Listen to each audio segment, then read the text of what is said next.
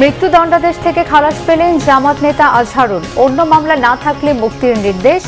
আইনের শাসনের জয় হয়েছে জামাত আমিরের মন্তব্য। কর্মচারীদের আন্দোলনকে ঘিরে আজও উত্তপ্ত সচিবালয়। সোয়াত বিজিবি মোতায়েন, ঢুকতে দেয়া হচ্ছে না দর্শনার্থীদের। ইশরাক হোসেনকে শপথ পড়াতে তাদের প্রস্তুতি আছে, অপেক্ষা আপিল বিভাগের সিদ্ধান্তে, জানিয়েছে স্থানীয় সরকার মন্ত্রণালয়।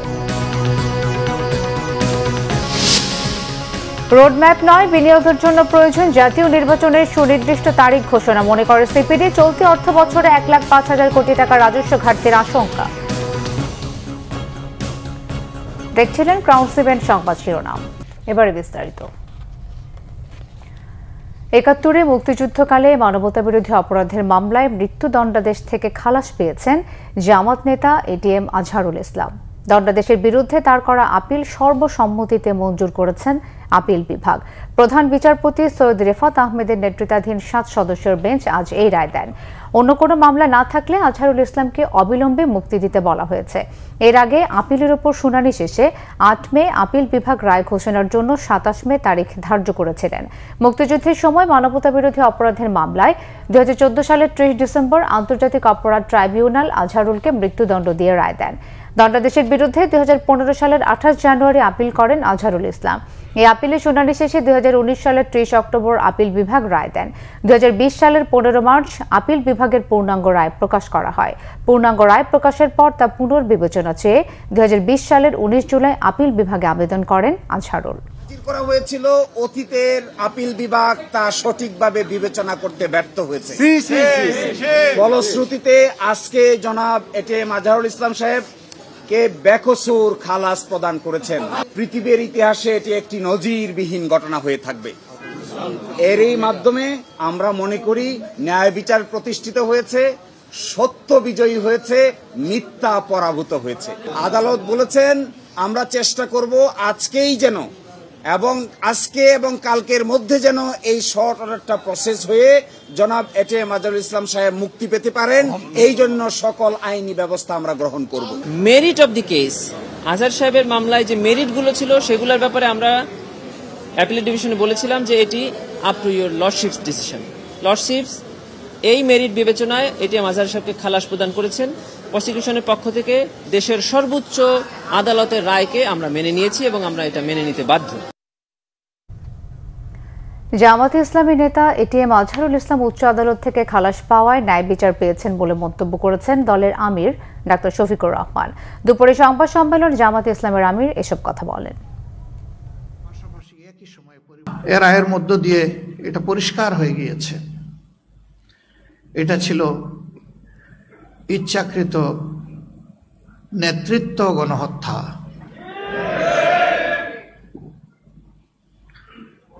দায়িত্বশীল নেতা ঘরে ঘরে জন্মায় না, প্রতিদিন জন্মায় না, এটা আল্লাহর দান। একটা দেশ এবং দলের নেতৃত্ব শূন্য করার মানেই হচ্ছে জনগণকে অন্ধকারের দিকে ঠেলে দেওয়া। আমাদের সম্মানিত ভাই এবং নেতা, সরকারি চাকরি সংশোধন অধ্যাদেশ 2025 বাতিল না হওয়া পর্যন্ত আন্দোলন চালিয়ে যাওয়ার ঘোষণা দিয়েছেন সচিবালয় কর্মকর্তা কর্মচারী ঐক্য ফোরামের কো চেয়ারম্যান নুরুল ইসলাম। নুরুল ইসলাম অভিযোগ করেন আন্দোলন দমন করতে সকাল থেকে সাংবাদিকদের সচিবালয়ে প্রবেশ করতে দেওয়া হয়নি।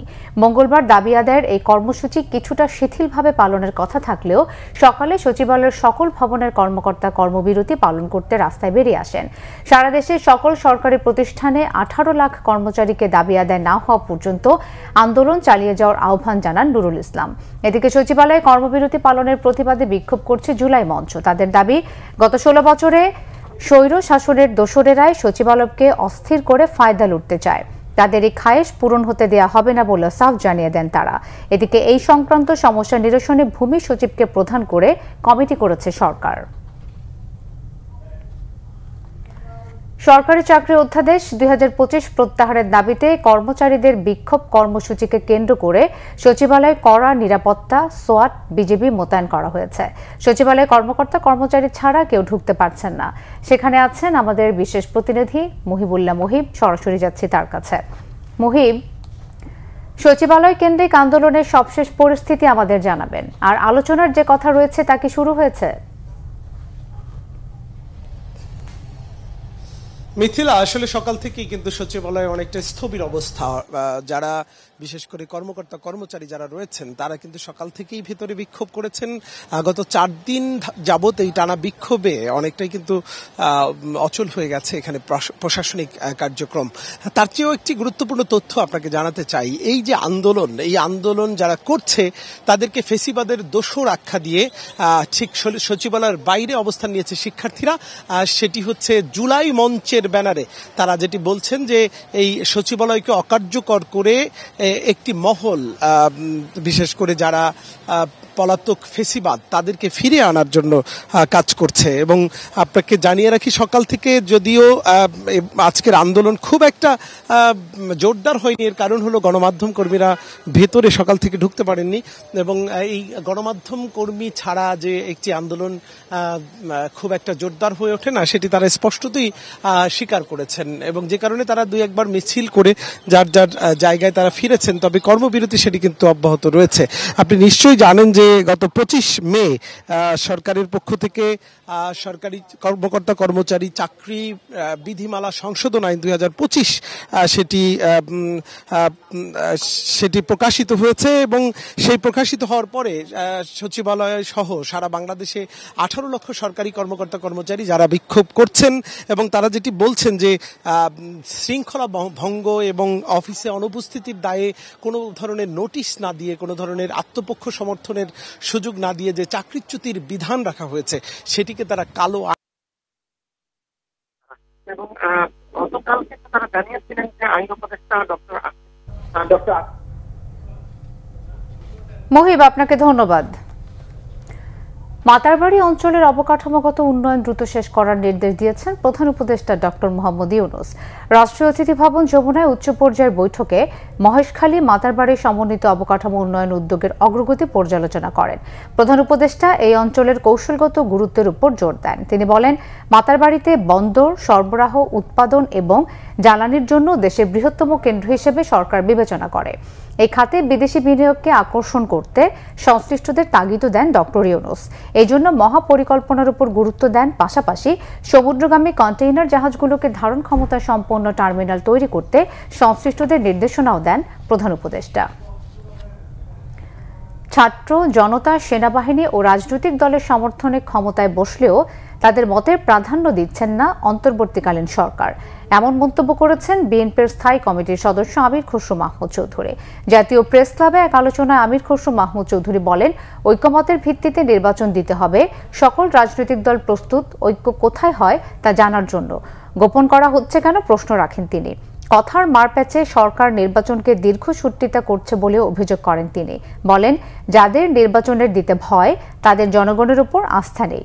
সরকারের আচরণ স্বৈরাচারের দিকেই যাচ্ছে, জোর করে কোনো সিদ্ধান্ত চাপিয়ে দেওয়া যাবে না বলেও মন্তব্য করেন বিএনপির এই নেতা।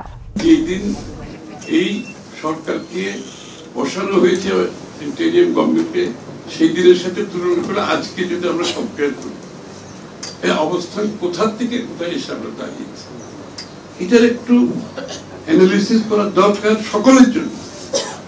সরকারকে দরকার, আমাদের সকলকে দরকার। কোথায় যেন এই একটা বিভক্তি হয়ে গেছে, কেন হয়ে গেছে এবং এই বিভক্তির দায় কে দেবে?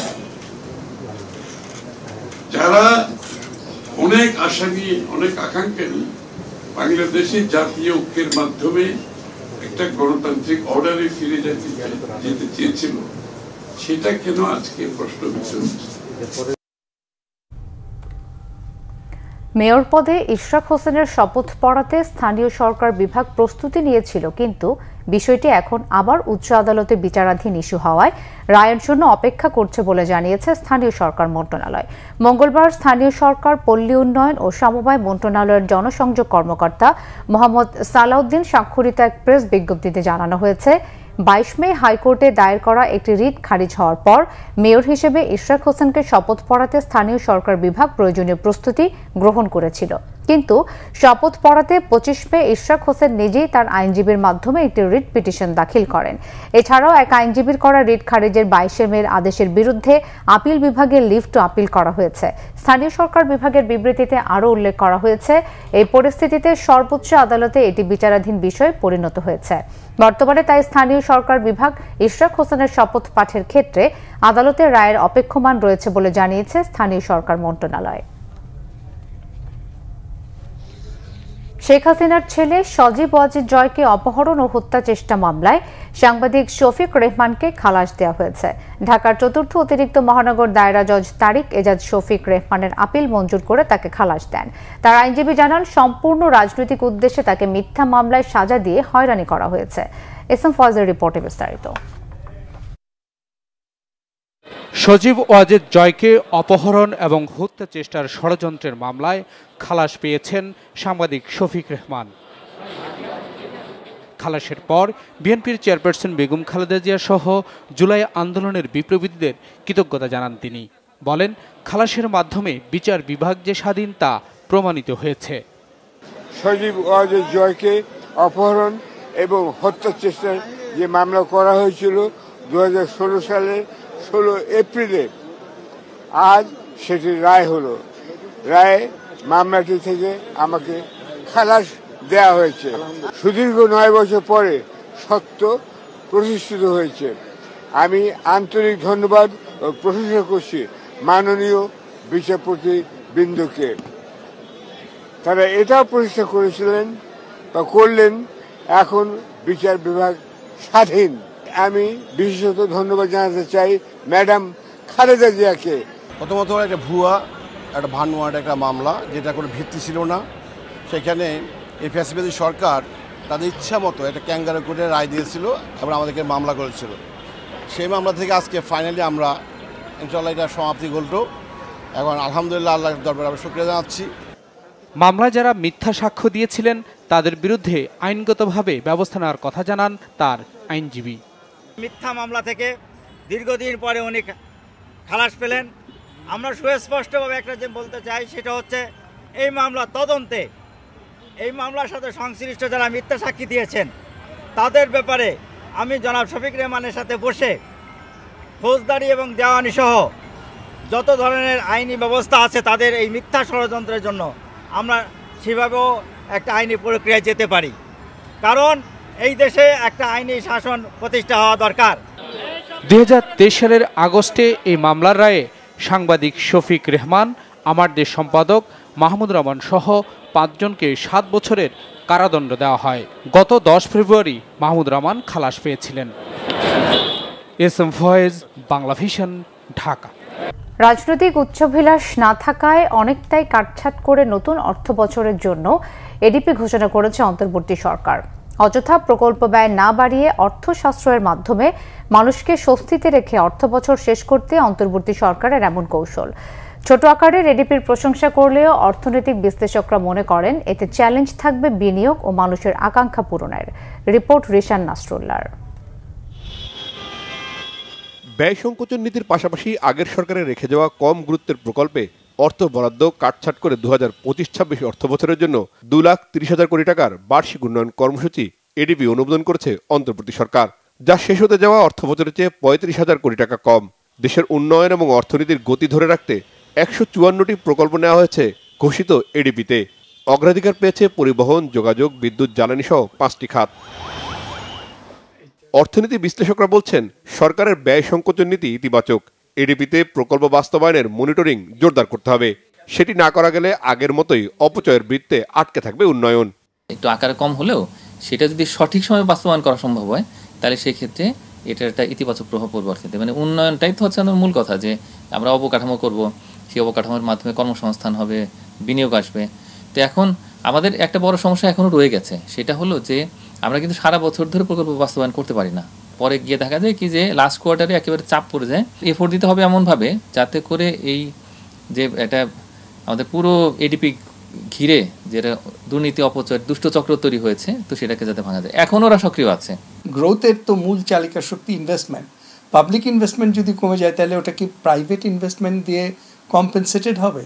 সেটা হবে না এই কারণে যে ব্যাংকগুলো থেকে লোন নিচ্ছে, এই ছোট পাবলিক ইনভেস্টমেন্ট করতে গিয়েই গভর্নমেন্ট হিমশিম খেয়ে যাচ্ছে। এই ছোট এডিপির টাকাই তারা ফিনান্স করতে পারছে না। এটার আবার একটা বড় কারণ হলো রাজস্ব ব্যর্থতা। চারিদিকের চাপে আমাদের ফাইন্যান্স অ্যাডভাইজারের মানে শ্বাসরুদ্ধকর অবস্থা। সেখানে বিশেষ কয়েকটা ফুটপ্রিন্ট রাখতে পারলেই সবচেয়ে ভালো হতো।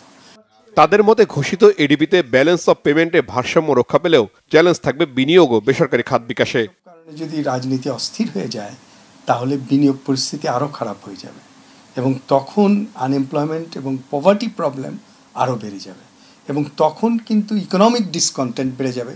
খালি মুদ্রাস্ফীতি এবং মুদ্রাস্ফীতিও আর আটকে রাখা যাবে না। এই গভর্নমেন্টের থিংকটা হলো টাইম হোরাইজন 1 বছর, মানে 1 বছরের দিগন্তের মধ্যে আমি দেখছি। তাতে আমার প্রধান কাজ হলো জিনিসপত্রের দাম কিছুতেই যাতে না বাড়ে। আর প্রবৃদ্ধি বা বেকারত্ব এটা তো সহজে মানুষ চোখে পড়বে না, টেরও পাবে না। সুতরাং আমি দেখাবো যে আমার জিনিসপত্রের দাম ঠিক আছে, কিন্তু এটা খুব মানে সংকীর্ণ স্বার্থভিত্তিক একটা উদ্যোগ হলো। এডিপির আকার ছোট হওয়ার কারণে সেই ক্ষেত্রে কিন্তু এই যে সরকারি বেসরকারি বিনিয়োগের মধ্যে একটা সম্পর্ক থাকে, মানে সরকারি বিনিয়োগ যখন হয় তখন বেসরকারি বিনিয়োগ সেদিকে যায়।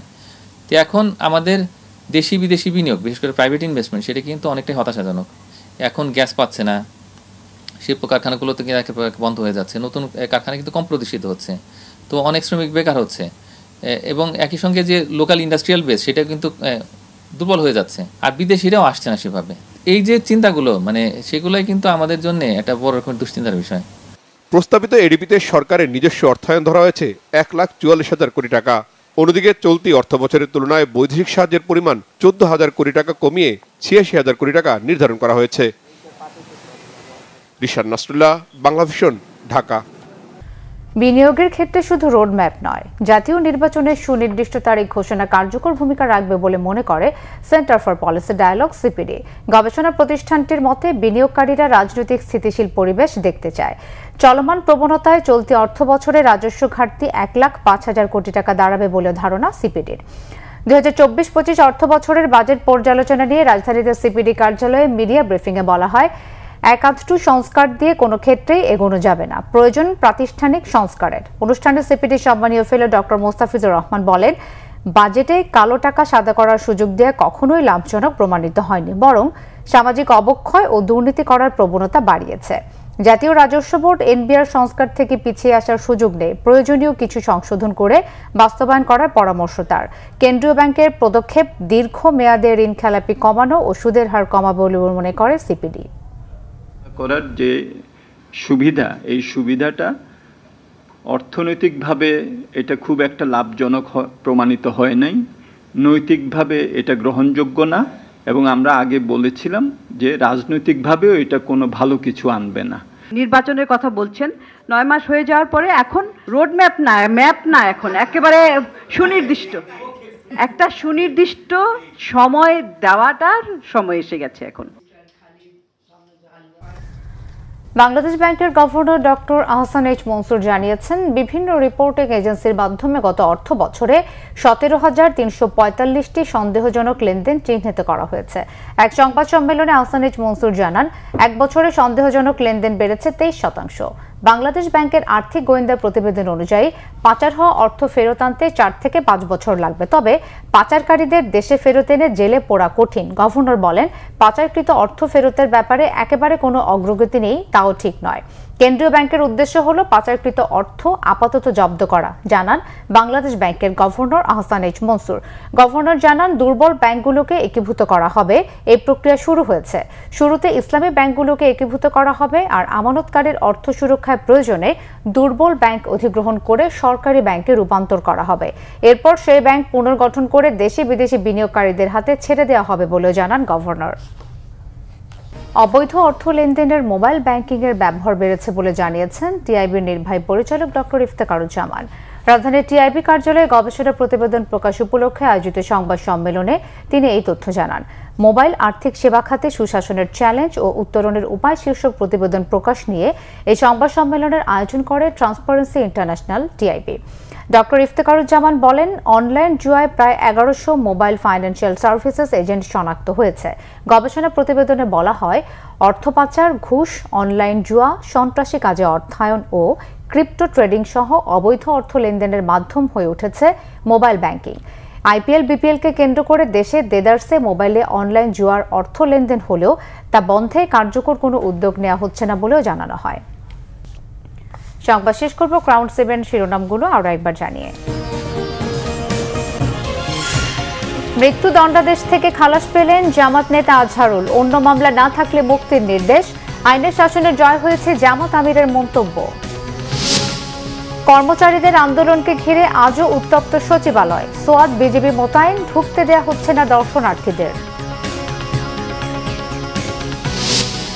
ইশরাক হোসেনকে শপথ পড়াতে তাদের প্রস্তুতি আছে, অপেক্ষা আপিল বিভাগের সিদ্ধান্তের, জানিয়েছে স্থানীয় সরকার মন্ত্রণালয়।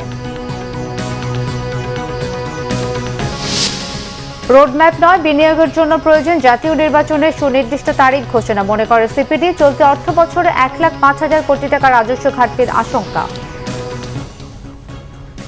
এই ছিল এখনকার মতো। পরের সংবাদ বিকেল 4টায়। এর আগে 3টায় রয়েছে নিউজ টপ 10, দেখার আমন্ত্রণ রইল।